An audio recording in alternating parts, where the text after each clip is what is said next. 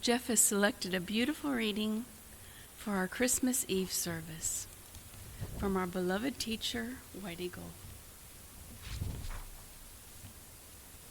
The story of the birth of Jesus Christ at Christmas is age-old in origin. In the spirit world of the language of the Spirit takes forms in symbols, and this beautiful story of the birth of Jesus portrays a cosmic mystery in symbolic form. Spiritual truth can be presented to humanity in a number of different ways, but in all religions you will find the same basic truth of the birth of the child, the Son of the Creator. You will ask if the story of the birth of Jesus Christ in Bethlehem is really true or only symbolic. Yes, it is a true story, but it is also symbolic because it expresses a fundamental truth and one which has been repeated throughout the ages in the birth of many sun gods who have appeared on earth at certain times in human history to unveil to humanity a little more of the divine law and truth. Throughout the ages, people have known that a great being would someday descend from the sun to save humanity. And through many religions, you can trace this expectancy. And at last came Jesus, the Master who had prepared his spiritual body to receive the tremendous inpouring of the great Sun Spirit, the Christ. The mystery we're endeavoring to teach is this, that man is glorified by the Christ Spirit, and the purpose of man's life is that he shall glorify the flesh and glorify the earth and quicken the vibrations of physical matter and earthly matter until the whole planet becomes spiritualized and returns once again into the bosom of the Father, Mother, God. Christ the Son illumines you and releases you from the bondage of the world. Christ is more than the God consciousness within. Christ is the radiance, the light of the sun. Christ is the power of the Son. Christ is of the Father. The Father and I are one.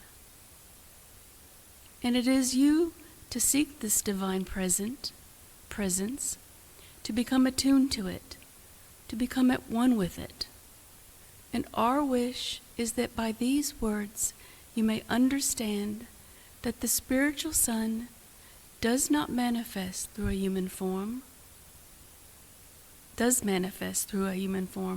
the cosmic Christ, whose life is being shed or radiated for Earth's humanity.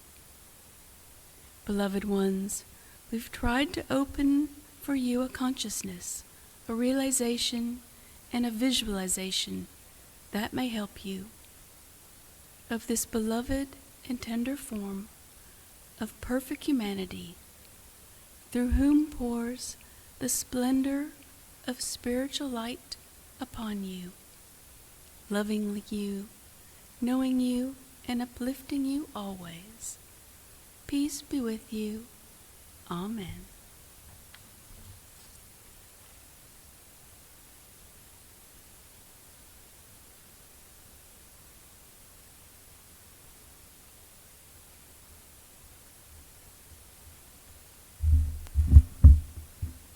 Happy, Merry Christmas Eve. Most of what I am going to say comes directly from the pastor of a church Denise and I visited a few years back. At this time of our yearly celebration of the Christ Mass, what we really mean by celebration is worship. And we probably all think we know what that means. This pastor challenged his audience, though. He said, worship is more than a song or a prayer. It goes far beyond just our singing together or your own personal devotion time. Worship encompasses everything we are and everything we do. Worship is everything. It's how we treat people. It's how we forgive people. Worship is how we act, how we walk out this life. Everything we do is worship. It is our life. He spent some time, which I won't, retracing the circumstances and journeys of both the wise men and the shepherds, how they found out about the birth of the Christ child and how they acted. He used the shepherds and the wise men as examples, but of course he really meant for us to see ourselves in this. His main point, their worship was not about them. It was about him, Jesus. They left their lands, left their sheep, got like sheep sitters or something, and headed off to Bethlehem. It wasn't convenient for them. There were no direct flights, and they didn't get travel expenses. They weren't promised anything. The angels didn't tell them they were going to win some spiritual lottery. They just went. It was all about him, not them. The pastor then asked his audience 3 questions, and I ask you to listen to them.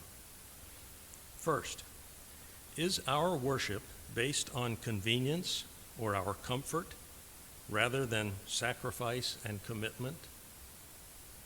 It's freezing out there. I've got papers to grade. Insert excuse here. Second question, is our worship contingent on style, personal preference, or our mood? That church or that service isn't really my style. I just don't want to sing or sing those songs. Really, I just don't feel like worship today. The third question, is our worship based on our performance or his?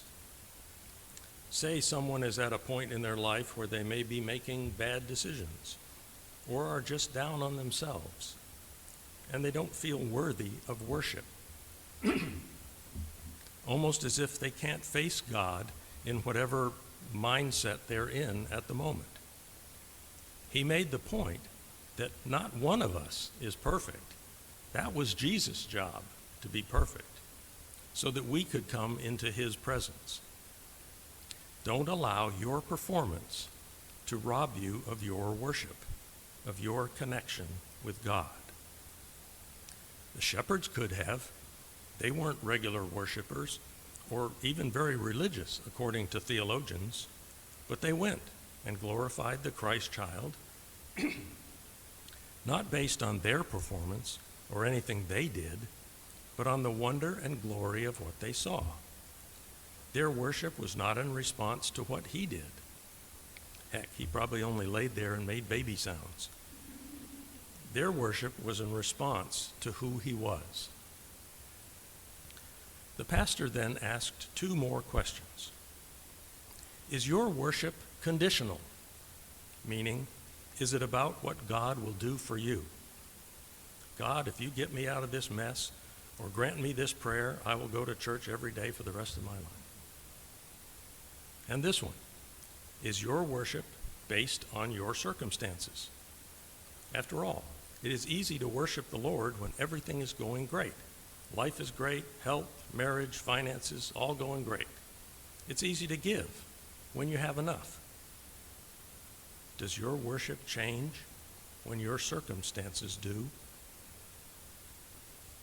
Anyway, there was a lot more, and he went into a lot greater depth. But he also took 38 minutes, which I won't.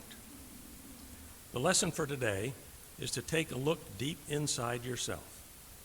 Use this time of the Christ Mass and coming of the new year to reaffirm your commitment, your dedication to God.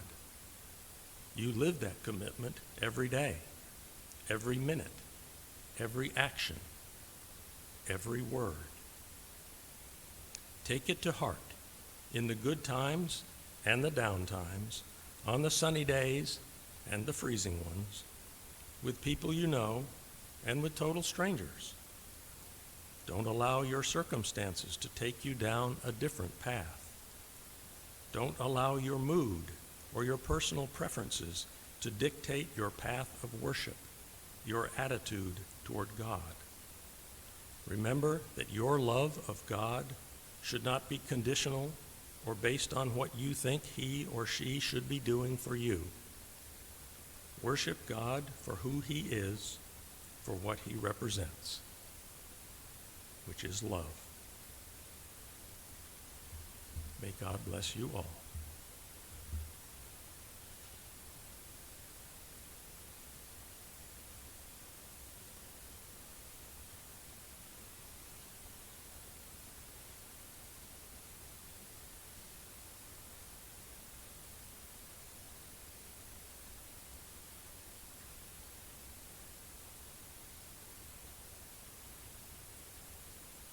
Thank you, Jeff. That was beautiful.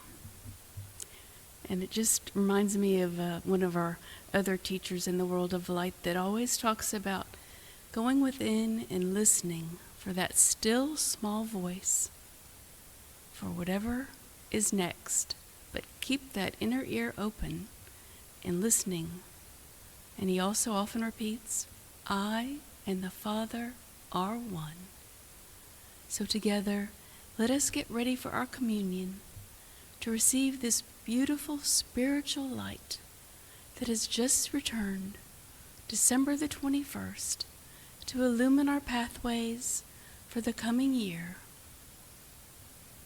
And now we see a radiant golden sphere of light coming into our temple from the world of light.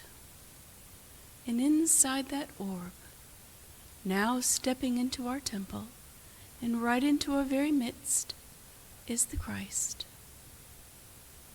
The light is shining so brightly, it touches each one.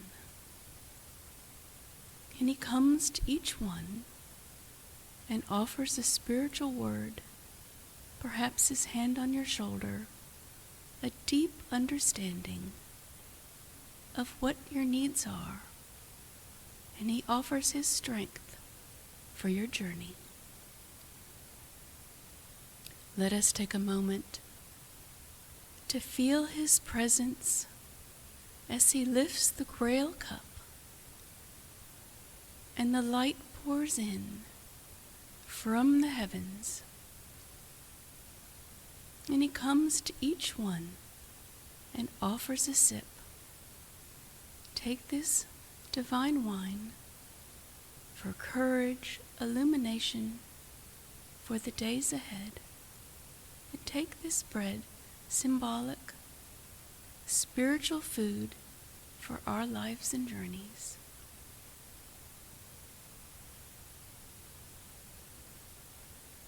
Now, after coming to each one, we see the angels of healing all still coming into the temple, administering, just offering their love. And now we see the great healer step right back into that beautiful golden orb and begin to move from our temple back to the higher worlds, knowing that this love and light is always here, always helping all of Earth's humanity and all of us individually, as we give our deepest gratitude for this divine opportunity to be a light in our lives and in our individual worlds. Amen. Amen. Amen.